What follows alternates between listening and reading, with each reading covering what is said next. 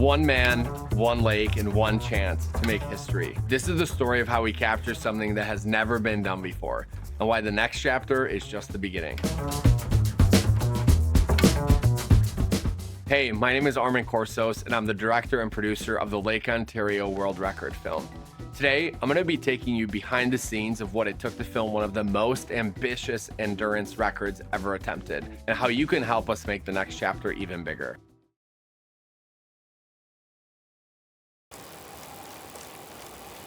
I don't know if there's an agreed upon definition of what ultra endurance cycling is, but it's the idea of going long, pushing your limits, seeing how far you can ride. We started thinking about setting the 5 world records around each of the Great Lakes. This year, we wanted to go after Lake Ontario. Just over 500 miles, 2 international border crossings, one at Niagara Falls, one at Thousand Islands. Every year we're pushing ourselves on one of these just to see if we can get all 5 before any of them fall. Everyone who owns a record has always said this: records are made to be broken. It's true. Together as Team Phil Fox, we've raised over $200,000 for Bike MS. He's seen what the disease can take from you and the limits that it can put on you. And his goal is to push his own limits for those that can. We want all 5 records. The clock is ticking fast.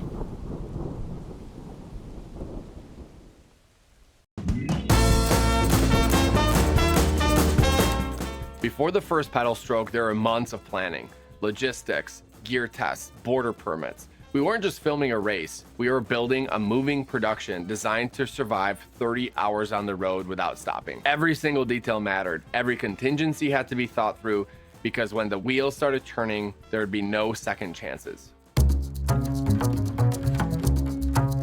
Honestly, we should probably ask Guinness the next time, because I don't know of a project that has done anything like this before. Shot for 24 hours, a live world record, 2 countries, live streets, real world. This was its own feat. Some of the biggest challenges and concerns I had going into this film were Phil potentially not finishing this record, and the time commitment and the amount of preparation that went into preparing for this film would all be for nothing. We also had uncontrollable and concerning weather reports going into this. We actually had rain the morning of the start. The factor of us driving on open roads and we had no control over the traffic or the gridlock or anything like that. We're driving through downtown Toronto on a Saturday morning. And even though we did all of our research about the fundraiser runs and the charities and the parades, we had no way of knowing exactly what's going to happen on the day of the record. From the outside, it looks like rode around a lake and we captured him the whole time, but logistically it's all live streets. There are places we can't be, so there was a lot of planning that went into this. I went through Google Satellite and went through the entire course twice and set maybe 300 points of interest for the 2 units that we had. Parallel roads, places where there was a Y intersection, big wides that made sense, bicycle shops, places that we were looking for things that met either a theme or logistically it would allow us to be able to shoot film in a very interesting and unique way. The logistical challenge of shooting somebody that is setting a world record live, that's not stopping, going 15, 20 miles an hour, it's a lot, but we were really set up for success with all the planning and with the crew that we had, and great support from the production company. The storytellers that we had on board for this film are really what allowed the story to become way bigger and more impactful than we could ever imagine. I think the story is the epitome of the type of story that Caymanite chooses. It's a human story. It's a story about something of the human spirit that's hard to point at, wrapped up in a story about a person. It really was the perfect example of preparation meeting opportunity. There's this opportunity to tell this massive story. We knew that we wanted to venture into camera car specialty filmmaking with Caymanite, and this was the perfect project to kickstart starting dynamic camera systems and really pushing the limits with what's possible with Cayman. I think Phil's perseverance is infectious. I think it's very clear that he has this effect on his whole crew, and you can see it in their dedication and their perseverance and in the support crew itself, but also that impacted the film crew greatly as well, because if we're filming a subject that you had doubts, that would have such a big impact. Can we just like chit chat about the sleeping?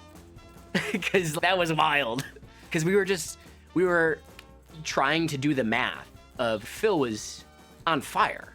And so we were doing this math. We were like, okay, we need to be able to sleep. We're rotating people, and let's find a hotel that's gonna be far enough out there that we can get there, and in the morning we can catch up to Phil. And we start doing this math by the time we get to the hotel and realize we need to sleep for 2 hours, 3.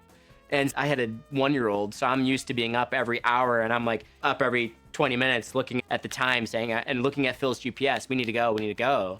And we had a really great crew that was incredibly excited to do that, while also not compromising on safety. We cycled through, and people got naps and shifts and this and that. And that's part of why having 2 crews was incredibly important. Phil and his team were also incredibly kind and collaborative along the way. Sometimes, especially if somebody's doing something really monumental, they're setting a world record, there's a lot of time planning commitment that's gone on their side for this. They could be tense. They can rightfully want their space and not want a camera in their face along the way. And really that whole crew from start to finish was incredibly supportive.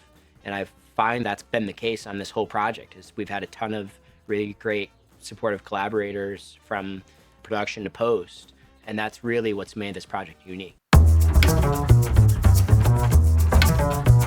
Today, we're deep in post-production, editing the footage, designing the sound, and bringing this story to life.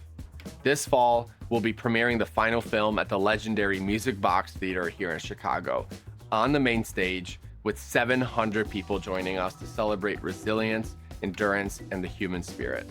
But this is just the beginning, and Phil's next challenge, the mighty Lake Huron, another world record attempt, another impossible story waiting to be captured, and Phil's 4th Great Lake World Record. We're crowdfunding the next film right now, and every contribution brings us one step closer to making it happen. If you believe in stories that celebrate perseverance, resilience, and the unstoppable human spirit, we'd love to have you on board. Join us, help us tell the next chapter. Click the link below to support the next film on Kickstarter and be a part of history in the making. Thank you for being a part of this journey. We'll see you at the Music Box Theater this fall and out on the road for Lake Huron.